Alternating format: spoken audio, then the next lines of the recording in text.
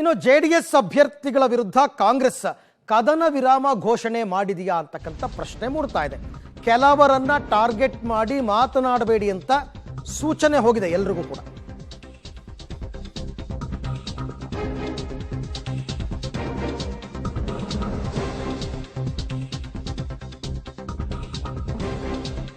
ನೋಡಿ, ಬೆಂಗಳೂರು ಗ್ರಾಮಾಂತರದಲ್ಲಿ ಡಾಕ್ಟರ್ ಮಂಜುನಾಥ್ ಬಗ್ಗೆ ಯಾರು ಮಾತಾಡಬೇಡಿ, ಅಂದ್ರೆ ನೆಗೆಟಿವ್ ಮಾತಾಡಬೇಡಿ.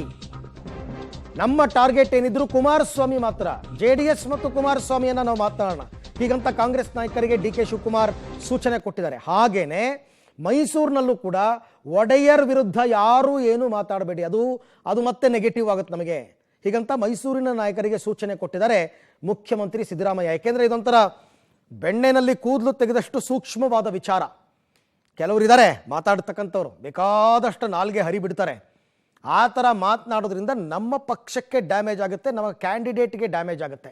ಹಾಗಾಗಿ ಡಾಕ್ಟರ್ ಮಂಜುನಾಥ್ ಈಗ ರಾಜಕೀಯಕ್ಕೆ ಹೊಸಬ್ರಪ್ಪ, ಮಂಜುನಾಥ್ ಒಡೆಯರ್ ಅವ್ರ ವಿರುದ್ಧ ಮಾತಾಡೋದಕ್ಕೆ ಏನಿರುತ್ತೆ, ಅದರ ಬದಲು ನಾವು ಕುಮಾರಸ್ವಾಮಿಯನ್ನು ಟಾರ್ಗೆಟ್ ಮಾಡೋಣ ಅಂತ. ಈ ಬಗ್ಗೆ ಮತ್ತಷ್ಟು ಮಾಹಿತಿ ನನ್ನ ಕೊಲೀಗ್ ಸುಖೇಶ್ ಅವರಿಂದ ಪಡೆಯೋಣ. ಸುಖೇಶ್, ಇದು ಕೂಡ ಒಂದು ಪಕ್ಷದ ಸ್ಟ್ರಾಟಜಿ. ಯಾರನ್ನ ಟಾರ್ಗೆಟ್ ಮಾಡಬೇಕು, ಯಾರನ್ನ ಟಾರ್ಗೆಟ್ ಮಾಡಬಾರ್ದು, ಯಾರನ್ನ ಟಾರ್ಗೆಟ್ ಮಾಡಿದ್ರೆ ನಮಗೆ ಡ್ಯಾಮೇಜ್ ಆಗುತ್ತೆ, ಇದು ಕೂಡ ಒಂದು ಪಕ್ಷದ ಸ್ಟ್ರಾಟಜಿ ಆಗಿರುತ್ತಲ್ಲ ಚುನಾವಣೆ ಸಂದರ್ಭದಲ್ಲಿ.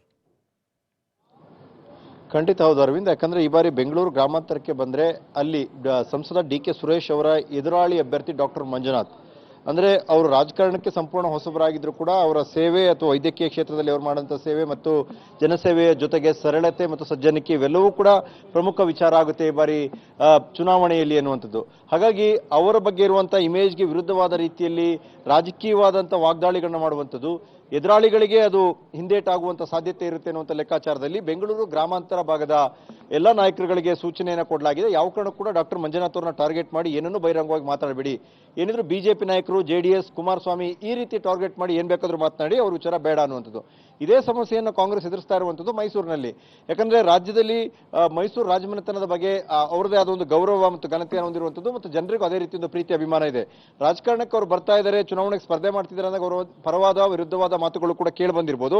ಆದ್ರೆ ಮೈಸೂರು ರಾಜಮನೆತನದ ಬಗ್ಗೆ ಜನರಿಗಿರುವಂತಹ ಒಂದು ಭಾವನಾತ್ಮಕ ಸಂಬಂಧ ಏನಿದೆ ಅದನ್ನ ಮೀರಿ ಅವ್ರನ್ನ ಟಾರ್ಗೆಟ್ ಮಾಡಿ ಮಾತನಾಡುವಂತ ಪ್ರಯತ್ನ ಆಗಬಾರ್ದು ಅನ್ನುವಂಥದ್ದು. ಹಾಗಾಗಿ ಮೈಸೂರಲ್ಲೂ ಕೂಡ ಹೆಚ್ಚು ಒಡೆಯರ್ ಬಗ್ಗೆ ಅಥವಾ ಅವರ ಸ್ಪರ್ಧೆ ಬಗ್ಗೆ ಮಾತನಾಡದೆ ಬಿಜೆಪಿ ಅಥವಾ ಜೆಡಿಎಸ್ ಬಗ್ಗೆ ಅಥವಾ ಏನ್ ಮಾಡ್ತೀವಿ ಅನ್ನೋ ಗ್ಯಾರಂಟಿ ಬಗ್ಗೆ ಇವೆಲ್ಲದರ ಬಗ್ಗೆ ಮಾತ್ರ ಮಾತನಾಡಬೇಕು ಅನ್ನೋ ಸೂಚನೆ ಅಲ್ಲೂ ಕೂಡ ಸಿಎಂ ಕೊಟ್ಟಿದ್ದಾರೆ ಅನ್ನೋದು. ಹಾಗಾಗಿ ಸಿಎಂ ಮತ್ತು ಡಿಸಿಎಂ ಇಬ್ಬರ ತವರು ಕ್ಷೇತ್ರದಲ್ಲೂ ಕೂಡ ಈ ಬಾರಿ ಒಂದು ರೀತಿಯ ಸಾಫ್ಟ್ ಮೂವಿಂಗ್ ರಾಜಕಾರಣವನ್ನು ಮಾಡಬೇಕಾದಂತ ಅನಿವಾರ್ಯತೆ ಸೃಷ್ಟಿಯಾದಂತೆ ಕಾಣಿಸ್ತಾ ಇದೆ. Arvind. Okay Sukhesh, thank you ತಮ್ಮ ಎಲ್ಲ ಮಾಹಿತಿಗಾಗಿ, ಧನ್ಯವಾದ. ಎಷ್ಟೋ ಸಾರ್ತಿ ಏನಾದರೂ ಈ ಮಂಜುನಾಥ್ ಅವ್ರ ಬಗ್ಗೆ ಆಗಲಿ ಒಡೆಯರ್ ಬಗ್ಗೆ ಆಗಲಿ ಯಾರಾದರೂ ಮಾತನಾಡ್ಬಿಟ್ರೆ ಜನ ಅದನ್ನು ತುಂಬ ಸೀರಿಯಸ್ ಆಗಿ ತಗೊಂಡ್ಬಿಡ್ತಾರೆ. ಇವ್ರ ಬಗ್ಗೆ ಹಿಂಗೆಲ್ಲ ಅಂತೀರಾ, ಬುದ್ಧಿ ಕಲಿಸ್ತೀನಿ ತಾಳಿ ನಿಮಗೆ ಎಲೆಕ್ಷನ್ನಲ್ಲಿ ಅಂತ. ಹಾಗಾಗಿ ಎಚ್ಚರಿಕೆಯ ಹೆಜ್ಜೆಯನ್ನು ಕಾಂಗ್ರೆಸ್ ನಾಯಕರು ಇಟ್ಟಿದ್ದಾರೆ.